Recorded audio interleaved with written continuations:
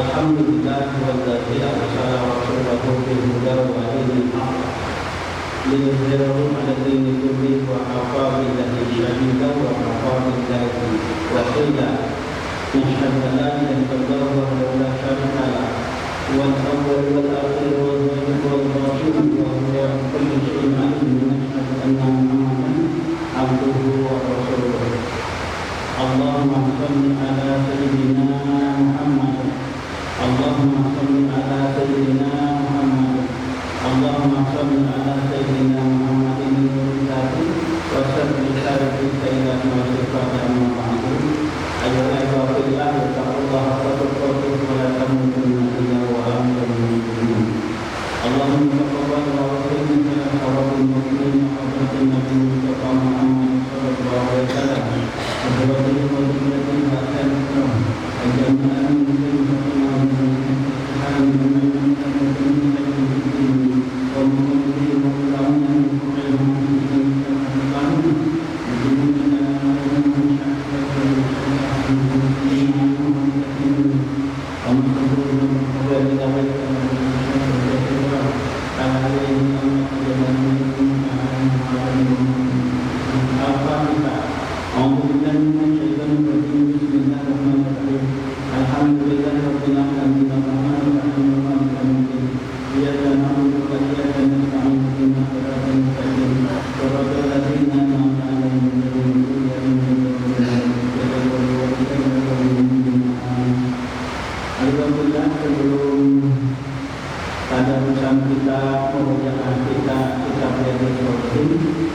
Kita berdoa kepada Allah untuk saudara-saudara kita yang tertimpa musibah kemalangan bencana alam.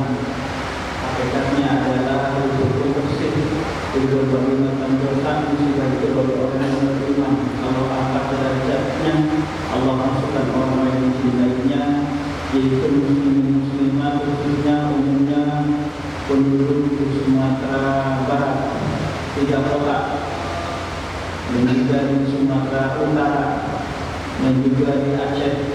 Ratusan ribu orang mengungsi saat ini, dan juga ada ratusan orang yang sudah wafat. Kita berdoa yang wafat dari muslim karena musibah ini, semoga Allah masukkan sebagai syuhada sebagai ahli surga. Amin. Yang kedua, yang Allah memberikan amanah untuk Islam itu, semoga Allah mengingatkan cepat mengingatkan musibah tersebut diganti dengan lapangan ketenangan kebahagiaan. Musibah itu menjadi wasilah dalam untuk mendapatkan ampunan di dalam Allah Subhanahu wa taala, termasuk kebaikan bagi orang yang memaafkan dan membantu secara materi, sehingga secara materi diwasil untuk mendapatkan ampunan rahmat Allah. Wa hadhihi as-solihat nas'aluka ijabah wa teruskan al-Fatihah. A'udzubillahi minasyaitonir rajim. Bismillahirrahmanirrahim. Alhamdulillahirabbil alamin arrahmanir rahim maliki yaumiddin. Iyyaka na'budu wa iyyaka nasta'in ihdinas siratal mustaqim. Siratal ladzina an'amta 'alaihim ghairil maghdubi 'alaihim waladdallin. Wa mu'minin. Alhamdulillah jamaah salat zuhur di Masjid Islam kawasan industri Kota Batam. Kita akan bisa dan kita khusus bab saat ini, yaitu pembagian dari kita belajar bab adab, bab etika, bab kesopanan.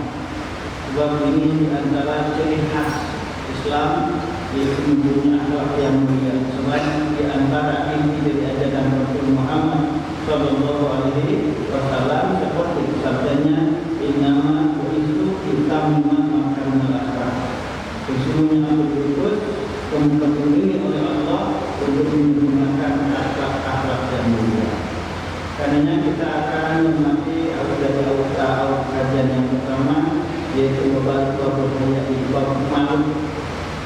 Bapak ini dan keutamaan dengan amal wal ayat ini dan anjuran beliaunya perintah untuk mempunyai akhlak sifat malu, sebab yang membedakan kita dengan hewan adalah punya rasa malu. Allah berikan nama-nama agama Islam ini kepada manusia karena manusia punya akal, punya perasaan, sehingga punya rasa malu.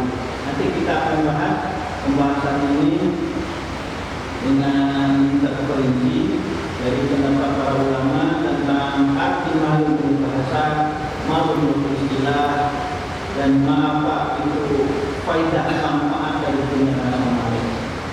Awali dari hadis yang pertama dari keutamaan tentang malu ini. Ani Umar radhiyallahu anhu dari Abdullah bin Umar, semoga Allah meridhoi keduanya, yaitu Abdullah dan ayahnya Umar bin Khattab. Anna Rasulullah sesungguhnya Muhammad sallallahu alaihi wasallam melewati Rasul, berpapasan Rasul al-Rajul al-Ansor, seorang laki-laki dari al-Ansor, yaitu orang yang menetap di Madinah komunikasi. Sedangkan muhajirin adalah orang yang hijrah beserta Rasul Muhammad sallallahu alaihi wasallam. Wa huwa laki-laki dari Ansor itu yaitu apa fil haya, sedang menasihati tentang malu. Faqala Rasulullah maka Rasul bersabda, "Da'hu." Biarkan saja dia. Fa inal haya minal iman, sesungguhnya malu itu sebagian dari iman. Itu yang pertama. Hadis yang kedua, An Imran bin Husain, dari Imran bin Husain. Qala Rasulullah sallallahu alaihi wasallam, Rasul Muhammad sallallahu alaihi wasallam bersabda, al-haya'u, malu itu layak tidak mendatangkan malu bila boleh kecuali kebaikan. Kenapa malu tersebut akan mendatangkan kebaikan? Kita bahas yang pertama, definisi malu itu sendiri. Malu menurut istilah, menurut bahasa adalah al-hashmah. Menurut bahasa, malu itu adalah al-hashmah. Apa itu hashmah? Rasa segan. Itu berbahasa. Lawannya al-hashmah adalah al-waqafah, atau arti bahasanya tidak punya rasa malu. Ini menurut bahasa. Sedangkan menurut istilah, Imam Ibnu Hajar berkata, al-haya yang ahli sawajibahu ala jadil qobi, malu itu akan mendorong yang mempunyai sifat malu itu ala jadil qobi, melaksanakan sifat-sifat yang akan menyebabkan dia malu, dicela, dihina pada orang lain. Hanya pantas ulama menjelaskan bahwa malu itu adalah intibadun nafsi min syai'in wa tarkuhu hadran min lawmihi, menahan diri dari sesuatu apabila dilakukan pekerjaan itu, perbuatan itu atau ucapan tersebut, dia akan mendapatkan ejekan, hinaan, bakal lebih jauhnya dimusuhi, lebih jauh lagi dikucilkan, sehingga watakku dia meninggalkan yang sifat jelek, menahan diri dan meninggalkan dari sifat atau hal yang jelek, takut dihina, takut diledek, takut dikucilkan, takut dijauhi, takut dimusuhi. Sehingga Ibnu Hajar berkata, al-haya kulkun jabarut kaibal. Malu itu adalah satu sifat, satu akhlak yang mendorong, mengajak yang punya sifat malu itu ala jinabil qobi, menghindari, menjauhi yang jelek. Wa yamna'u min at-taqsir fi haqqi dzil haqqi, dan menjaga dirinya supaya tidak lalai, lebih jauhnya apalagi tidak memberikan hak kepada orang yang berhak menerima hak tersebut. Intinya malu itu adalah menurut istilah menahan diri dari sesuatu dan meninggalkannya, takut mendapatkan hinaan, celaan dari orang lain apabila melaksanakan pekerjaan itu atau mengucapkan pekerjaan tersebut. Itu istilah. Sedangkan Ibnu Hajar menjelaskan lebih jauh, malu itu, sifat malu itu adalah satu akhlak yang mendorong yang punya akhlak itu untuk meninggalkan segala sesuatu yang jelek, yang busuk, akan menjatuhkan martabat kemaluan, lebih jauhnya akan dihukum di dunia oleh anak itu. Ponis dari akhir di akhirat akan dia masukkan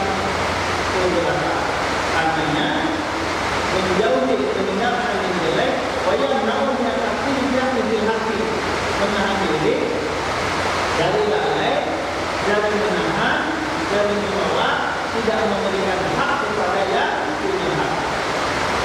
Jadi arti malu menurut istilah. Ada satu lagi arti malu menurut istilah yang dijelaskan oleh para ulama. Malu itu adalah apa itu perubahan besar. Malu itu perubahan atau penundaan diri yang akan diinsan minum yang timbul karena takut diambil bumi wajah bicara tingginya. Wong malu adalah tempat malu itu adalah kelihatan dari muka. Dan sifat kelihatan orang malu itu pertama mukanya akan merah. Mukanya kelihatan akan merah.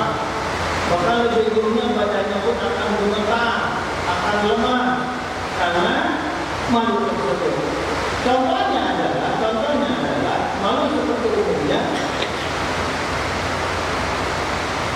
Seseorang terbuka orang ini hal yang sangat prinsip bagi seorang muslim.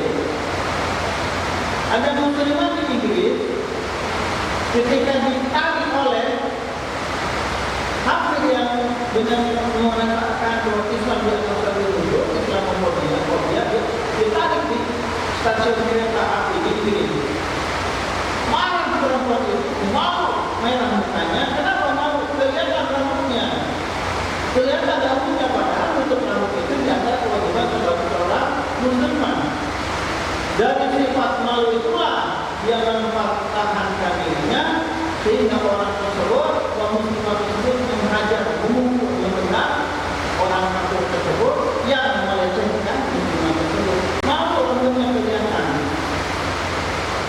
Karenanya Imam Junaid al-Baghdadi berkata dalam satu kesempatannya dalam menjelaskan sifat malu itu, al-haya malu itu riyatul ala. Seorang muslim melihat betapa banyak nikmat yang Allah berikan kepada dia lupakan. Wanita taksir dan melihat kelalaian dirinya dalam melaksanakan ketaatan. Nikmatnya begitu banyak diterima, tapi lalai dalam melaksanakan ketaatan kepada Allah, kewajiban kepada Allah, sunat banyak ditinggalkan. Supaya tawalla tubayyuhu ala tanfusah mahaya, maka akan melahirkan sifat malu. Kalau orang sudah punya sifat malu, maka dia tidak akan melanggar aturan Allah, tidak akan berkhianat kepada orang lain. Karenanya definisi malu tadi yang dikatakan oleh para ulama, wa yamna'u min taksir, menahan diri supaya tidak lalai di dalam memberikan hak kepada yang berhak. Kenapa terjadi bencana alam di provinsi? Ini bukannya lagi bencana alam biasa, Pak. Di Sumatera Barat, Sumatera Utara, di Aceh, yang turun dari gunung itu gelondongan kayu. Kalau dulu di Mahorok, masih di Sumatera Utara, itu jatuh kayu itu memang ada akarnya, ada dahannya, ada daunnya. Habis kalau masuk ke sana, alamnya bisa berat di bawah bumi. Tetapi yang terjadi sekarang tidak ada daun, tidak ada dahan, tidak ada akar, gelondongan, Pak.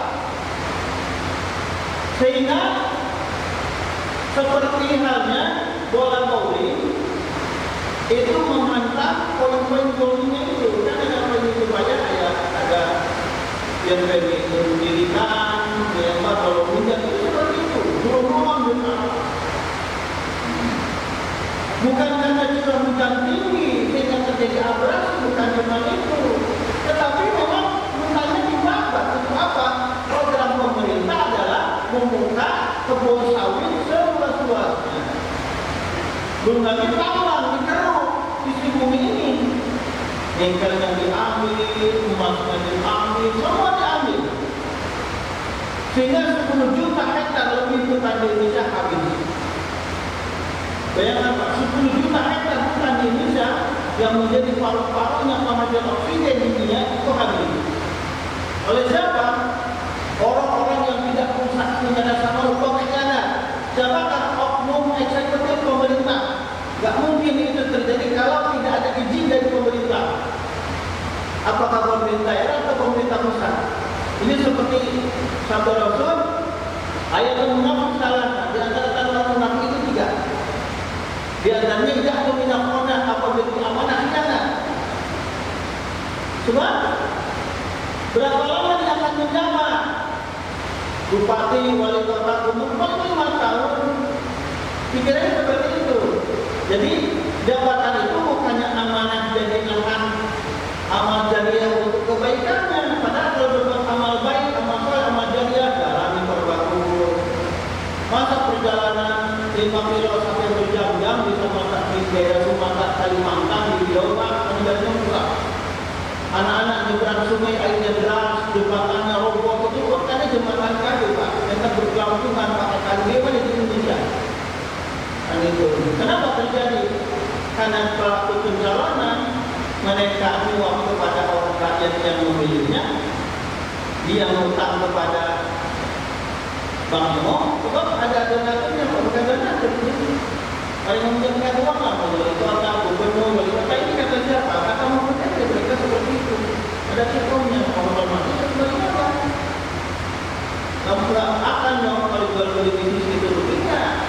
Beli jual membayar utang dulu, dan untung nanti untuk jalan atau nyamanya selagi.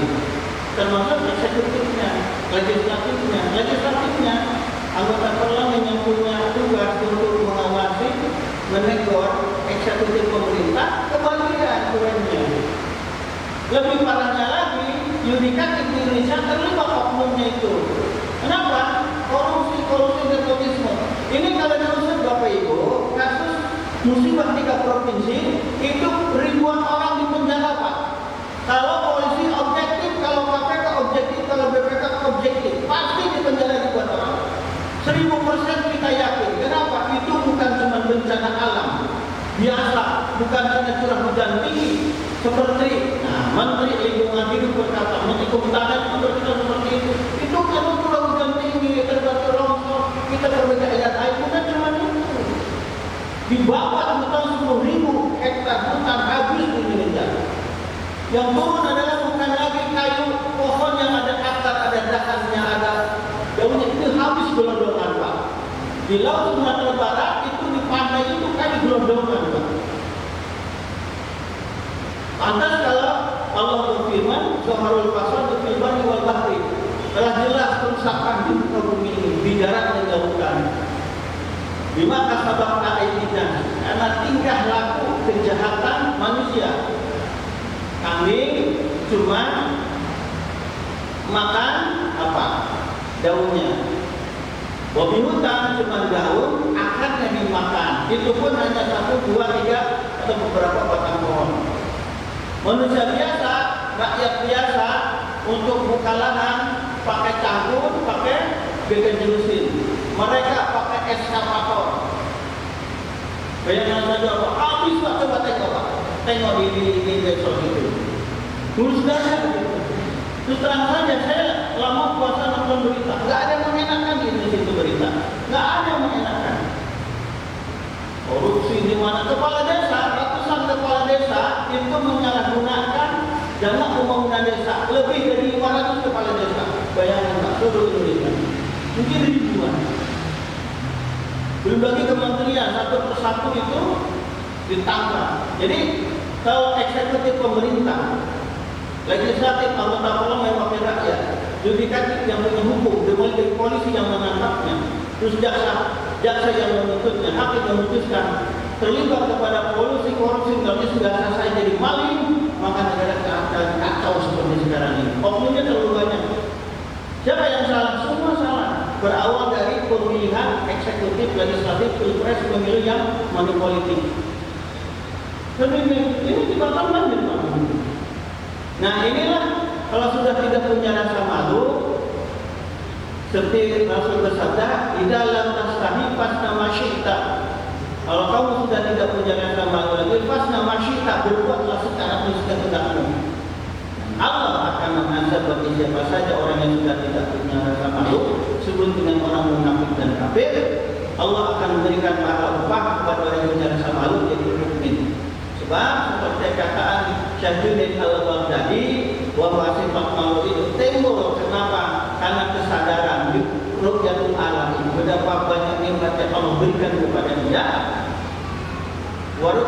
taksir dan melihat kekurangan dirinya dalam melaksanakan ketaatan. Karenanya Imam Ghazali mengatakan malu itu ada pertama malu kepada Allah.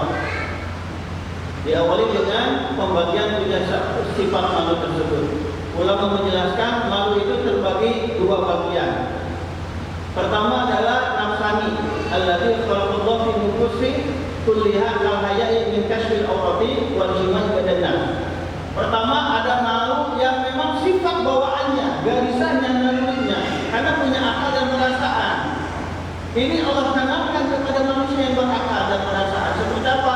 Terbuka auratnya, tidak berani cakap bersetubuh, lebih jauhnya minimal ciuman, pelukan dengan istrinya, apalagi dengan bukan istrinya. Dan nalurinya manusia mau diberikan amanah oleh orang lain berkhianat.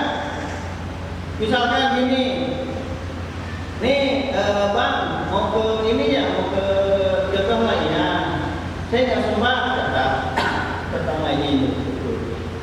Saya titiplah beli misalkan beli casing HP atau ibu-ibu titip ke yang mau saya titiplah itu ke bang ya, titiplah beli ikan, uangnya nggak dibelikan tapi dimakan.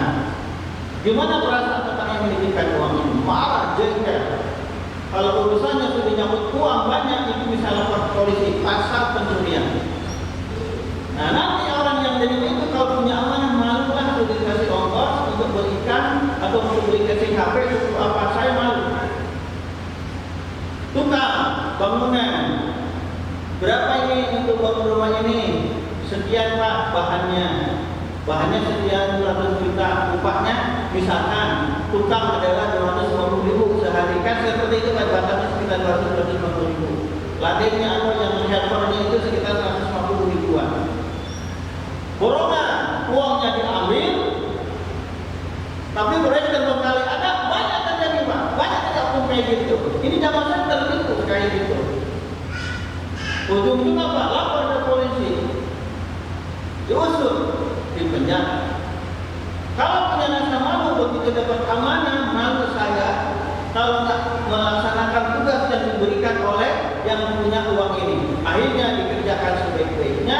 Apa hasilnya? Rumahnya bagus, sesuai ekspektasi yang punya rumah, yang kontraknya. Kemudian dia merekomendasikan kepada orang lain. Apabila ada saudara kita yang akan bangun, kau hubungilah bapak anu, sebab dia amanah, hasilnya bagus. Tetapi apabila khianat, meskipun ahli masjid, meskipun dia ada jadi taklim, maka orang itu akan dicap oleh dia, keluarga dan orang yang berkenannya sebagai pengkhianat. Nanti di akhirat Allah akan menjadi pertanggungjawabannya. Yang paling berat adalah hak adami, hak anak Adam dan Adam yang lainnya. Jadi pantas kalau Rasul Muhammad SAW bersabda, ayatul munafik salasa, tanda-tanda orang munafik itu 3. Apabila ada kadzaba, ngomong bohong. Wa idza akhlaq wa ada akhlaqa, janji bohong. Yang ketiga, wa idza tumina khana, apabila dipercaya khianat. Eksekutif, legislatif, yang kampanye kemana banyak janji, apa yang dikhianati kata orang munafik. Jangan semua satu saja. Wa idza tumina khana, apa yang diberi amanah dia khianat, dan orang munafik, al-munaf ada punya asal yang dia akan berada dalam neraka jahanam. Terus terang saja, di antara syarat tobat itu jangan berkata Allah. Pertama, apabila masalahnya dengan Allah, melanggar aturan Allah, maksiat, tidak menghentikan dosa tersebut, menyesali atas perbuatan tersebut, dan berjanji tidak akan melaksanakan dosa lagi. Itu namanya tobat. Diteruskan dengan masalah. Tetapi ketika khianat, menyakiti kepada sesama manusia, maka harus minta halal kepada yang dizaliminya. Masalahnya yang dizaliminya itu bukan 1 orang 2 orang, ratusan ribu bahkan ratusan juta orang. Bagaimana minta maafnya kepada mereka? Coba. Jabatan nggak lama, cuma 5 tahun atau terpilih 2 kali lah, sudah 10 tahun misalkan. Gubernur wali kota 2 kali periode 10 tahun. Uangnya habis atau masih ada, dia mati, diwariskan kepada anak-anaknya. Memberi makanan, minuman, fasilitas kepada anak jadi haram, maka dosa jariahnya mengalir, di akhirat dia akan diajarkan berhenti. Gimana minta halalnya kepada anaknya? Inilah pentingnya punya sifat rasa malu, sehingga Yusuf Qaradawi menjelaskan tentang manfaat dari punya rasa malu itu adalah jadi benteng, jadi pertahanan yang sangat kuat dari berbuat maksiat, dari berbuat dosa. Suatu hari zamannya mati Allah Subhanahu wa taala, ada satu dialog yang sangat menarik dari Rasul Muhammad SAW dengan para sahabatnya. Ini sangat menarik Pak, memang Masya Allah. Rasulullah itu berjenius, bukan jenius lagi. Kalau jenius itu kayak Abdul Habibie, itu jenius. Einstein itu jenius, ini super jenius. Gak bisa baca tulis, tapi bisa menjawab semua pertanyaan masalah dinamika hidupan. Bukan lagi masa ketika selalu hidup, tapi ketika masa itu akan terjadi kemudian sampai hari kiamat. Rasul bersabda bahwa manusia itu terdiri 360 sambungan sendi atau saraf. Memang terjadi benar.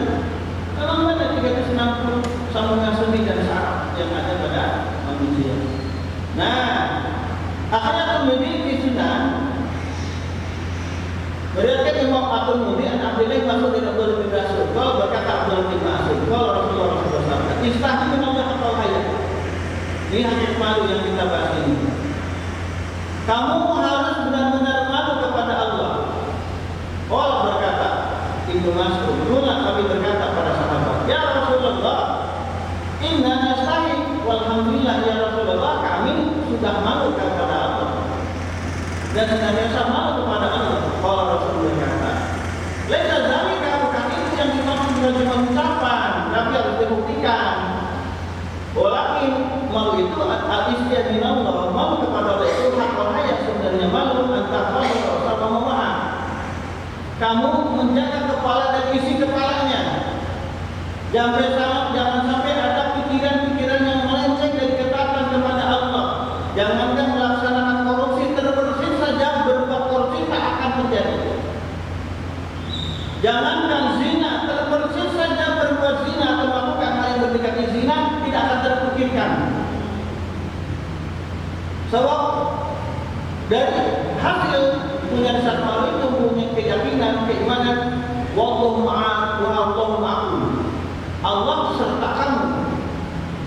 Inna Allah basir bima ta'mal, sesungguhnya Allah melihat apa yang kamu kerjakan. Begitu banyak menjelaskan Allah Maha melihat, mengawasi, mencatat pekerjaan hamba-hambanya dari bangsa manusia dan jin, mereka manusia dan kemanusiaan. Jadi jangankan melakukannya, terpikirkan pun enggak. Jangankan korupsi, terpikir korupsi enggak malu. Ya Allah, saya diberi amanah itu ya Allah untuk jadi seorang suami. Allah memberikan kepada saya istri saya oleh ibu bapaknya saya ambil, gitu. Oleh ibu bapaknya dijaga supaya tidak terjerumus kelaparan, tidak masuk ke kelaparan, tidak dihina, tidak dicaci maki. Memberikan kepada saya sudah bisa membimbing istri saya sehingga dia benar-benar bahagia melebihi yang dilakukan oleh ibu bapaknya. Itu seorang suami yang baik. Ini sifatnya rasa malu ibu bapaknya, ibu yang anu juga. Ada amal jariah maka mengalir pahalanya selama itu dinikmati pahala tersebut, kebaikan tersebut oleh nikmat. Jadi malu itu yang sebenarnya adalah antahfal ar-ra'sa wa mawad, menjaga kepala dan isi kepalamu supaya tidak jangankan berbuat maksiat, terpikirkan untuk berbuat maksiat, terlintas saja ada. Wal batna wal mahawa, menjaga perut dan isinya supaya tidak mengkonsumsi yang haram. Artinya apa? Segala sesuatu yang dinikmati hidup itu, makanan, minuman, pakaian, sandang, pangan, papan, termasuk kebutuhan bukan lagi yang benar-benar yang sangat dibutuhkan, al-hajjah massa, kebutuhan primer itu. Yang tekstil saja yang mewah itu benar-benar dihindari supaya tidak terjadi yang haram.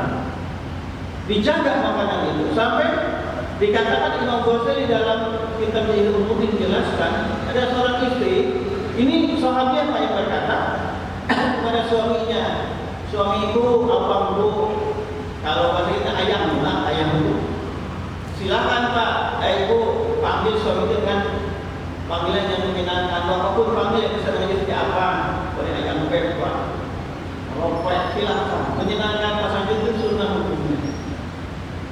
Carilah barang yang halal dengan cara yang halal, dengan ibadah. Kami masih bisa menahan haus dan lapar di dunia ini, tetapi kami tidak akan bisa menahan haus. Saya dan suamiku, anak-anak kita tidak akan bisa menahan haus dan lapar di alam kubur, diazab oleh Allah apalagi nanti di akhirat. Ini pelepasan seorang istri mengingatkan kepada suaminya, kepada ayah dari anak-anaknya supaya berbuat pekerjaan yang dinilai oleh Allah sebagai ibadah. Makanya apabila ingin mempunyai anak yang soleh-solehah, diawali dengan memilih calon ibu dari anak-anaknya. Apabila sudah terlanjur nikah, maka sudah terlambat. Didik istri kita, anak kita dengan kerjasama dengan ustaz-ustazah, dengan tuan guru, dengan ibu nyai, yang gitu. Serahkan istri kita pada ustazah, baca Qur'annya, sholatnya, tauhid akidahnya, insya Allah sudah memenuhi. Jadi di jalan Rasul, kalau yang sebenarnya itu adalah menjaga perut dan isi perut. Yang ketiga adalah kamu harus senantiasa mengingat kematian, wabala, dan ketika hancur tubuh ini. Waman arada al-akhirata, dan barang siapa yang menginginkan kebahagiaan di akhirat, kalau kaji dan hayat, maka dia akan meninggalkan perhiasan dunia ini.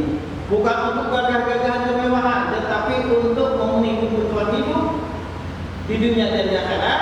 Yang kedua, untuk membahagiakan ya keluarga besar, orang yang dicintai, masyarakat orang sekitar. Waman fa'ala dzalika, maka barang siapa yang sudah menjaga kepala dan isinya, menjaga perut dan tidak mengisi perut dengan sesuatu yang haram, kecuali yang halal saja, itu kita supaya hidupnya berkah dan senantiasa mengingat kematian dan hancurnya badan ini, tetapi senantiasa akan menjadi pertanggungjawaban oleh Allah Subhanahu wa taala. Fama ya'mal mithqala dzarratin khairan yarah, maka barang siapa yang berbuat amal baik, dia akan lihat dan merasakannya. Wa ma ya'mal mithqala dzarratin khairan yarah, wa ma ya'mal mithqala dzarratin syarran yarah. Barang siapa yang beramal jahat meskipun sedikit, dia akan lihat dan merasakan. Tahu itu, maka dia akan benar-benar menjaga dirinya, keluarga orang yang dicintainya, dan mengajak orang lain untuk berbuat kebaikan. Pokoknya istahya mengenai hafal hayat, maka orang tersebut sudah benar-benar malu kepada Allah Subhanahu wa taala. Adanya cara yang kata Allah, malu yang kedua, pertama nafsu, malu yang bersifat kejiwaan, malu egoisme insting manusia, itu seperti buka orang, malu berbuat zina, apa? Malu bersetubuh, berciuman dengan istrinya sendiri, itu kan seperti malu. Malu juga bisa, malu mengkhianati yang mempercayainya.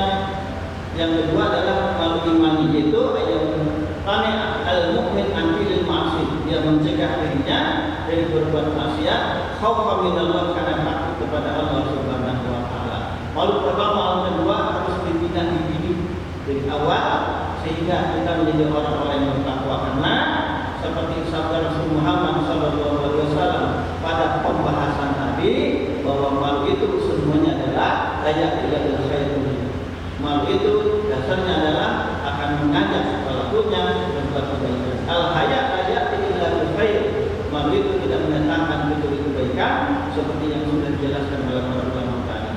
Sehingga insyaallah para bapak ibu yang dirahmati Allah Subhanahu wa taala, kajian kita kaji solihin, dan kita berdoa kepada Allah semoga Allah berikan taufik hidayah kepada muslimin muslimat di Indonesia khususnya yang beragama Islam, dan juga semua penduduk Indonesia, berikan taufik hidayah kepada para pemimpin kita, eksekutif, legislatif, yudikatif, eksekutif dalam mengemban amanah ini, sehingga Allah mencegah, menjauhkan dari negara ini berbagai macam musibah malapetaka yang akan menyebabkan sengsara, akan pecahnya NKRI, dan Allah menjaga NKRI dengan rahmat dari Allah Subhanahu wa taala. Al-Fatihah. Alhamdulillah minasyaitonir rajim. Bismillahirrahmanirrahim. Alhamdulillahirabbil alamin. Arrahmanirrahim. Ya Allah,